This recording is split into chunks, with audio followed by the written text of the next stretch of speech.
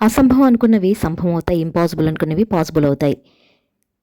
ఇది నిజం. అయితే దీనికి మీరు నేర్చుకోవాల్సింది విజువలైజేషన్. ఇదేంటి విజువలైజేషన్ అనుకున్నది సాధిస్తుందా అని మీకు డౌట్ రావచ్చు. నిజం, సైంటిఫిక్గా కూడా ఇది ప్రూవ్ అయింది. విజువలైజేషన్ కనుక మీకు సరిగ్గా ఉంటే మీ గోల్ను మీరు రీచ్ అవ్వచ్చు. వ్యాపారాలు, చదువులు, కుటుంబ వ్యవహారాలు, ప్రమోషన్లు ఇలా ఏదైనా సరే మీరు అనుకున్నది మీరు చేయగలరు. గోల్ ఏదైనా దానికి విజువలైజేషన్ మాత్రం కరెక్ట్గా ఉండాలి. అలా ఉన్నప్పుడే వెళుతున్న దారి ఈజీగా ఉంటుంది, ఇబ్బంది లేని ప్రయాణం అవుతుంది. ఎమోషనల్ విజువలైజేషన్, థాట్స్ వీటన్నింటినీ ఒకదానిపై నడిపించాలి. అప్పుడే మీ గోల్ని రీచ్కోగలరు. ఇదే విషయాన్ని మానవులు కొన్ని వేల సంవత్సరాల క్రితం కనుగొన్నారు. కొత్త కొత్త విషయాలు తెలుసుకోవడంలోనూ, కొత్త కొత్త వస్తువులు కనిపెట్టడంలోనూ అప్పట్లో వీళ్ళంతా ఈ సూత్రాన్ని ఫాలో అయ్యేవాళ్ళు. మైండ్ అనేది ఒక మ్యాగ్నెట్ లాంటిది. అది ఐరన్ కనిపిస్తే అతుక్కుపోయినట్టు దానికి నచ్చింది ఏది దొరుకుతుందో అని వెతుకుతుంది.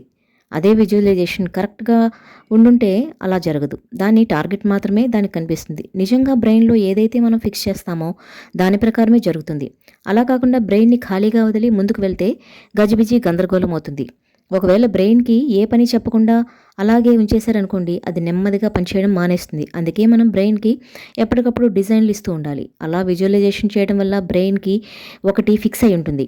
అప్పుడు రకరకాల రూపంలో బయటపడుతుంది. అవే కొత్త కొత్త మెషిన్లు, వస్తువులు కనిపెట్టడం. అంటే మనకు అర్థమైంది ఏంటంటే అన్నింటికంటే మొదటిగా బ్లూ ప్రింట్ అనేది మన బ్రెయిన్లోని తయారవుతుందని. గతంలో చాలామంది సైంటిస్టులు చేసింది ఇదే. బ్రెయిన్లో బ్లూ ప్రింట్ ఫిక్స్ చేస్తున్నాకే పేపర్లపైకి వచ్చింది. ఆ తర్వాత ఇంప్లిమెంటేషన్లోకి వచ్చింది. సాధారణంగా విజువలైజేషన్ చేస్తున్నప్పుడు మన మెదడులో అన్ని నరాలు చురుగ్గా పనిచేస్తాయి. అవన్నీ కూడా ఆ విజువలైజేషన్ను ప్రింట్ చేసుకోవడానికి ప్రయత్నిస్తాయి. నెమ్మదిగా విజువలైజేషన్ పూర్తయిన తర్వాత ఒక ఆకారానికి మైండ్లోకి తీసుకొస్తాయి. ఏంటి, మీరు ఏదైనా కన్ఫ్యూజ్ అవుతున్నారా? ఇంకాస్త క్లియర్గా విందాం. మీరు ఎప్పుడైనా సినిమా చూసిన తర్వాత మీ బ్రెయిన్ ఎలా ఉందో పరిశీలించారా? ఆ సినిమా మొత్తం కొన్ని రోజుల పాటు మైండ్లో తిరుగుతూ ఉంటుంది. అదే విజువలైజేషన్ ఎఫెక్ట్. ఏదైనా విజువలైజేషన్ని బ్రెయిన్లోకి పంపితే మనిషి బ్రెయిన్పై అంత ఇంపాక్ట్ ఉంటుంది. సినిమా చూసిన తర్వాత ఆ సినిమాలో చూసిన కొన్ని సన్నివేశాలని ఫీల్ అవుతూ ఉంటాం కదా. ఏడుపు సీన్ గుర్తొస్తే ఏడుపు వస్తుంది, నవ్వు సీన్ గుర్తొస్తే నవ్వు వస్తుంది. ఇదంతా కూడా విజువలైజేషన్ ఎఫెక్టే. విజువలైజేషన్ గురించి తెలుసుకోవాలంటే మనిషి యొక్క బ్రెయిన్ ఒక ప్రాజెక్ట్లో పనిచేయాలి. అంటే ఆ ఇమాజినేషన్ అనేది ఒకసారి కాదు, పదే పదే మన మైండ్లోకి వస్తూనే ఉంటుంది. ఇలా వస్తేనే మనం ఆ పనిని దృష్టి పెట్టినట్లు లెక్క. దీనివల్ల ఆ పని త్వరగా పూర్తవడమే కాకుండా సక్సెస్ కూడా అవుతుంది. గతంలో సైంటిస్టులు చేసింది అంతా ఇదే. అందువల్లే వాళ్ళు కొత్త కొత్త విషయాలు కొన్ని ప్రయోగాల తర్వాత కనిపెట్టగలిగారు. ఎవరైనా సరే లక్ష్యం అనేది ఒకటి పెట్టుకుంటే దాన్ని ముందుగా బ్రెయిన్లో ఫిక్స్ చేయాలి. అప్పుడే అనుకున్నది సాధించగలుగుతారు. అందుకే పెద్దవాళ్ళు పిల్లల్ని ఎక్కువగా కలలు కనమంటుంటారు.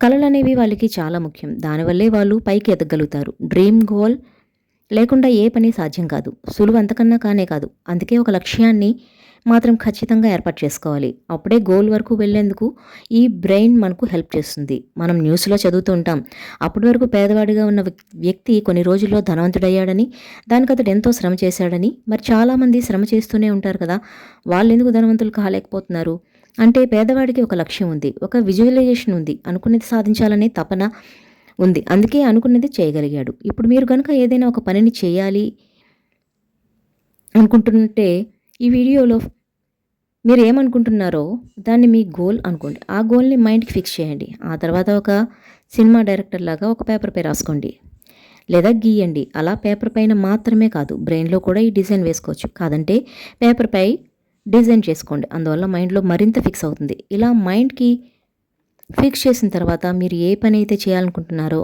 ఆ పనికి సంబంధించిన విషయాలు తెలుసుకోండి. అంటే ఇక్కడ తెలుసుకోవడం అంటే పాత పేపర్లో లేక పాత బుక్స్ తిరిగేసి తెలుసుకోవడం కాదు. ఒక ఇల్లు అనేది మీ గోల్ అయితే మీకు ఎలాంటి ఇల్లు కావాలో, అలాంటి ఇల్లు ఎక్కడున్నాయి, ఎలా కట్టారు, ఎన్ని గదులున్నాయి, ఎంత ఖర్చు చేయాలి, ఇలాంటి విషయాలన్నీ తెలుసుకోవాలి. ఇక మూడో స్టెప్ మూవీ మేకింగ్ ఉంటుంది. అంటే పని గురించి విషయాలన్నీ తెలుసుకున్నారు, ఇక ఇప్పుడు దాన్ని ఇంప్లిమెంటేషన్ చేయాలి. మీకు తెలుసు కదా, ఒక సినిమాని డైరెక్షన్ చేయాలంటే మాటలు కాదు, ఎంతోమంది ఆ సినిమా కోసం పనిచేయాలి, ఎంతో కష్టపడాలి, అప్పుడే ఒక రూపం వస్తుంది. కానీ రియల్ లైఫ్కి చాలా డిఫరెన్స్ ఉంటుంది. రియల్ లైఫ్లో డైరెక్టర్, హీరో వేరువేరుగా ఉంటే రియల్ లైఫ్లో ఇద్దరు ఒకరే. అదే మీరు ఒక్కరే ఇద్దరి పని చేయాలి. మరి కాస్త కష్టమే కదా. ఒక సినిమా పూర్తి చేయాలంటే ఆ టీం అంతా డైరెక్టర్ మాట తూచా తప్పకుండా వింటారు. అప్పుడే ఒక లైన్లో మూవీ మేకింగ్ అవుతుంది, సినిమా పూర్తయి స్క్రీన్ మీదకి వస్తుంది. మరి రియల్ లైఫ్లో అతనికి అతనే ఇవన్నీ చేస్తున్నట్టు ఊహించుకోవాలి. అనుకున్న లక్ష్యం వైపు ఎన్ని ఒడిదుడుకులు వచ్చినా ముందుకు వెళ్ళాలి. అలా వెళ్తున్నప్పుడు నమ్మకం అనేది అస్సలు వదలకూడదు. విశ్వాసం లేకపోతే లక్ష్యం ఉండదు. అందుకే నమ్మకంతో ముందుకు వెళ్ళాలి. మీరు ఇలా ఒక టార్గెట్తో ముందుకు వెళ్తున్న సమయంలో ఎన్నో డౌట్స్ వస్తాయి. ఆ డౌట్స్ అన్నింటికీ మీరు క్లియర్ చేసుకోవాలి. లేదంటే వీటిలో ఒక్కటైనా మీ దారిలో అడ్డుపడుతుంది. లక్ష్యాన్ని చేరుకోకుండా ఆపేస్తుంది. వచ్చిన డౌట్స్ని క్లియర్ చేసుకుని నమ్మకాన్ని ఎక్కడా వదలకుండా లక్ష్యం వైపు వెళ్తూ ఉండాలి. మధ్య మధ్యలో భయం కూడా ఒక అడ్డంకిగా మారచ్చు. కానీ భయాన్ని కూడా పక్కన పెట్టాలి. ఎందుకంటే మీ స్టోరీని మీరే రాసుకున్నారు. మీ లక్ష్యాన్ని మీరే ఎంచుకుంటున్నారు. మీ డైరెక్షన్లో ఆ లక్ష్యం వైపు వెళ్తున్నారు కాబట్టి ఎక్కడ భయపడకుండా ముందుకు సాగాలి. ఇక్కడ ఇంకొక విషయం గుర్తుపెట్టుకోవాల్సింది ఏంటంటే, మీరు అనుకున్న లక్ష్యంలో వెళ్తున్నప్పుడు మీరు ఎన్నో మార్పులు చేర్పులు చేసుకుంటారు. వీటిని ఎప్పటికప్పుడు ఒక డిజైన్ రూపంలో మేము మైండ్లో ఫిక్స్ చేయడం మర్చిపోకూడదు. అంతేకాదు లక్ష్యాన్ని చేరుకున్న టైంలో ఉదయాన్నే లేవడం, ఆ లక్ష్యాన్ని తలుచుకోవడం అలవాటు చేసుకోవాలి. రాత్రి పడుకునే వరకు ఆ లక్ష్యం కోసమే పనిచేయాలి. అప్పుడే మైండ్లో ఉన్న విజువలైజేషన్ కూడా బాగా పనిచేస్తుంది. అట్రాక్షన్ లేనిదే యాక్షన్ ఉండదు. యాక్షన్ లేనిదే సక్సెస్ రాదు. లక్ష్యాన్ని చేరుకోవాలి అనుకునే వాళ్ళకు ఇక్కడ కొన్ని టిప్స్ ఇస్తున్నాం. నెంబర్ 1, లక్ష్యం ఒకటే ఉండాలి. అది తరచూ మార్చకూడదు. కానీ లక్ష్యానికి చేరుకునే దారులను మాత్రం మారుస్తూ ఉండాలి. టిప్ నెంబర్ 2, లైఫ్ అంటేనే ఒక ప్రయాణం. ఆ ప్రయాణంలో ఎన్నో అడ్డంకులు వస్తాయి, సవాళ్ళు ఎదురవుతాయి. వాటన్నింటినీ తెలివిగా, ఓర్పుగా ఎదుర్కోవాలి. ప్లాన్ ఏ ఫెయిల్ అయింది అంటే ప్లాన్ బి ఫాలో అవ్వాలి. దానికి తగ్గట్టుగానే ప్లాన్ చేసుకోవాలి. టిప్ నెంబర్ 3, మీ పనిని ప్రేమించి చూడండి. ఎవరైనా సరే మనం ఎక్కువగా ఇష్టపడ్డామంటే వారికి సంబంధించిన ప్రతి విషయం తెలుసుకుంటాం.